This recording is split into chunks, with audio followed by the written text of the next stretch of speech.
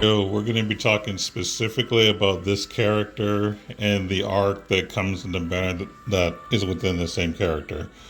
So to be perfectly honest, I don't think there's anything super special about this character. I don't really consider this anything that's going to break the meta or, anything like that. It's just an okay physical DPS unit. He's basically just your typical physical DPS. But the reason I wanted to talk about this character is one, I actually was very lucky and got him on my very, very first pull. So, that hasn't happened in forever. And two, I think there are just certain things that I feel like in his build is annoying more than anything else. So we're going to talk about the positive things first, and then I'll go into some of the not so fun things about this guy. So first off, he does have a certain level of flinch proof. I believe that's in one of his traits. So that's kind of cool. We always like characters that can be flinch proof to some degree. So that's a huge positive. That's probably the best thing I can tell you.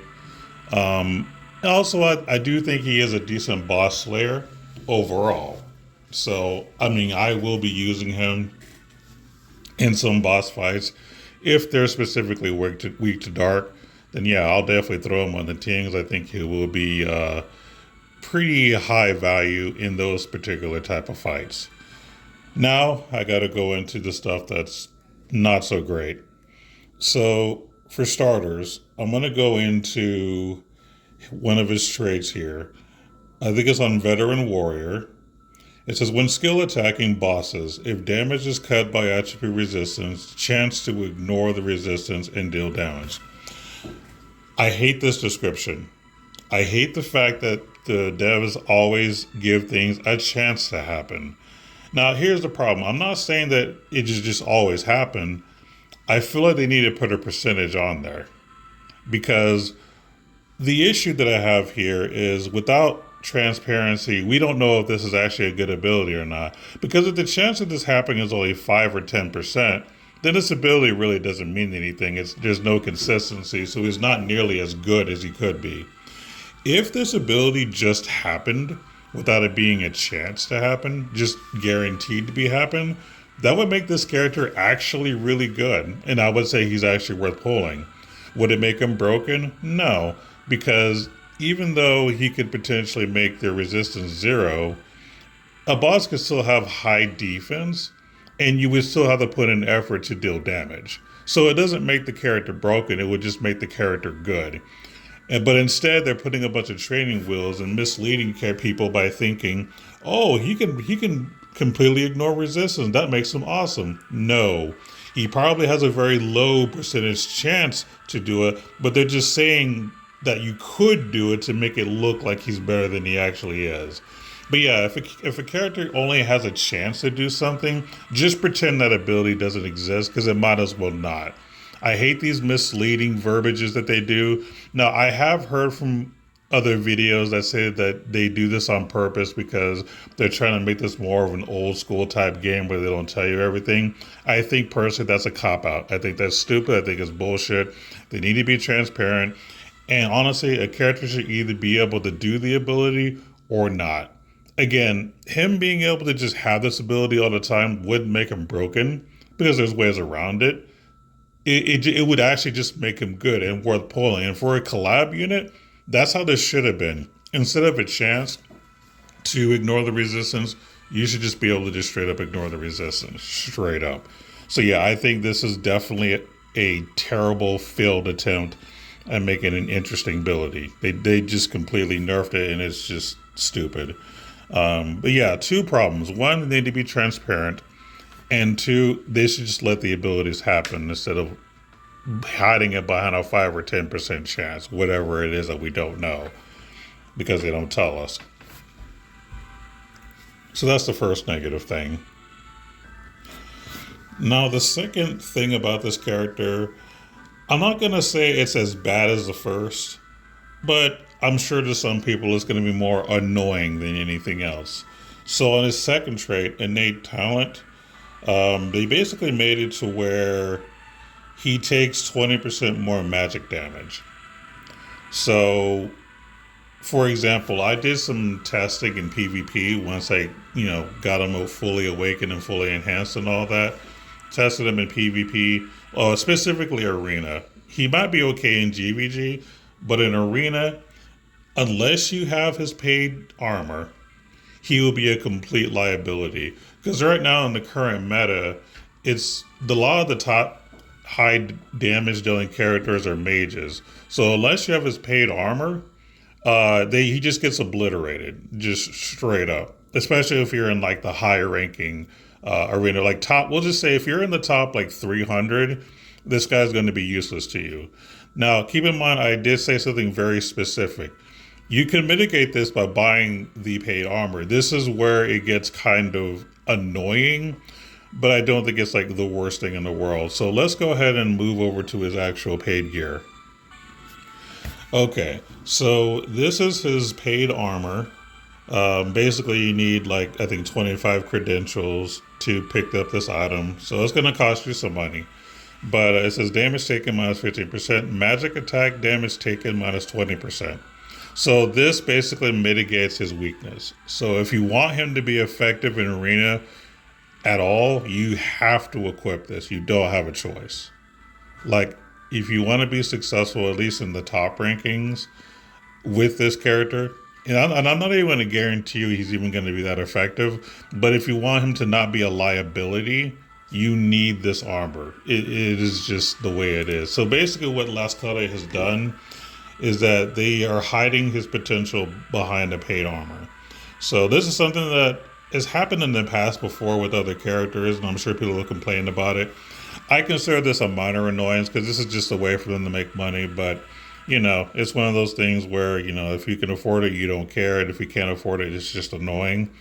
So that's kind of what this is. Now, I personally have not, gotten any of the paid gear. Like I'm just not spending the money. I don't care to do that. But just want to let you know that if you don't have this, you are not going to be very successful in arena. Now for GVG, I will say that there is still potential even if you don't have this armor because you don't have to do a magic attack damage that much. And you could actually build the guy to be tanky and he would probably do okay. But as far as arena specifically, if you want him to have any kind of potential, you must buy this. That's just the way that Last Cloudia has created this character. And I will say there's one more thing that I want to address, and this is kind of more of a PSA. So when you're using his skills, he does have low hit count. Now, in the past, there have been a lot of people who have said that, having low hit counts is terrible. They're just bad units because of that. Now, if you are a meta slave, then yeah, that's probably going to be bad for you because there's lots of things you're not going to be able to take advantage of. But for the casual player or just normal player in general, I don't think it's going to be that big of a deal with this guy specifically because he does have high damage caps. So that's how Last Cloudia is trying to balance it. They were basically saying, sure, they're low hit counts, but there's high damage caps, so it's fine. That's basically the message that Last Cloudia is trying to send. Whether that becomes worth it to you is up to you, but I wouldn't just blindly assume a character is bad just because they have low hit counts. If the damage is good enough, then, I say it's okay, especially if you actually like this character or you like the game that he comes from. Don't let anyone discourage you from picking up a character that you like just because of a kind of a meta opinion. If you're a collector and you like the character, just get the character. It's that simple. Like, don't worry about what other people think. It's just, about what you like, not what everybody else likes. So that's kind of the PSA I wanted to give out. Now, let's go ahead and do a quick showcase so you can kind of see what he could potentially do. I'll show you the team that I used just so you have an idea of the context, and then you'll be able to see him in action. Okay, in the showcase that I did, I basically I think he was at 118 or 119 as far as levels concerned when I did the testing against these bosses I'm going to show you. I did use this arc. That's right, I have to hold on to it to show it to you. This is the one where if you crit, you have a chance to do more damage, basically. Again, another one of those chance to do things that made the arc worse than it already is. But anyway, that was a build because I'm a crit guy. I like crits. I like pursuits, so that's kind of what I did. Probably should have did Icy Guardian instead, but I'm trying to test out this arc to see if it's actually worth it. So I'm just having fun with that. Um, I've also threw in Reyna and Tinkili just as supports. Nothing super special. Just basically using two units that don't deal a lot of damage, so that the highlight is on this particular the main character, which is going to be the collab character. So that's how we did this. So now I'm going to go ahead and just kind of jump cut to the boss fights, and then I'll put my final thoughts at the end.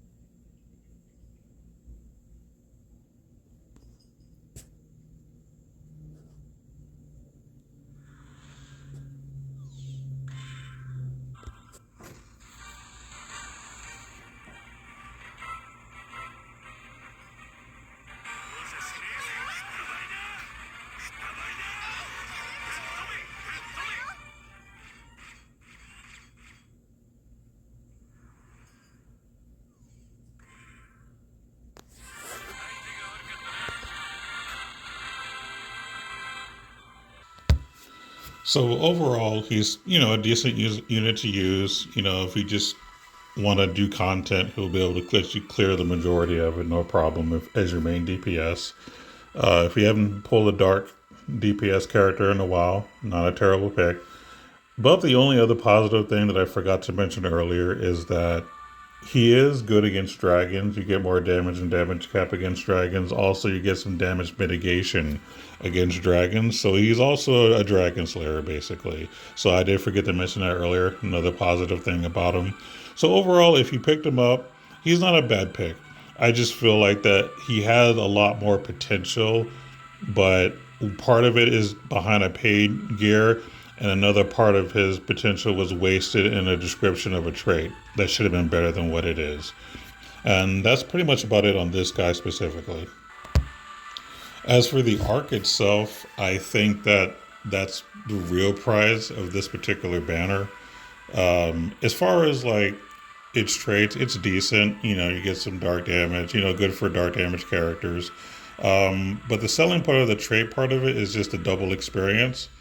Like that's pretty cool. Makes it to where you don't have to borrow other people's I forgot the person's name, but there's someone that gave us like, you know, double experience when they're on your team.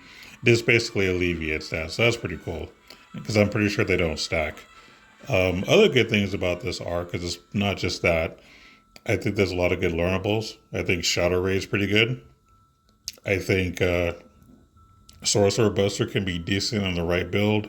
And I think Empress Massacre has a lot of potential. So overall, like a pretty good set of learnables.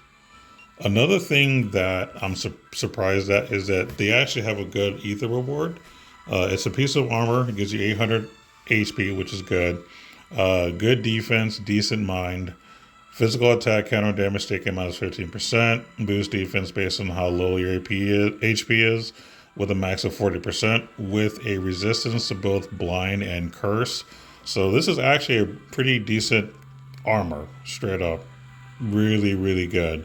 So I'm glad that they've, you know, taken the chance and time to make something decent for an ether reward. So yeah, overall, I think this is the real prize of that particular banner. But I think that's going to be it for this video. Thank you.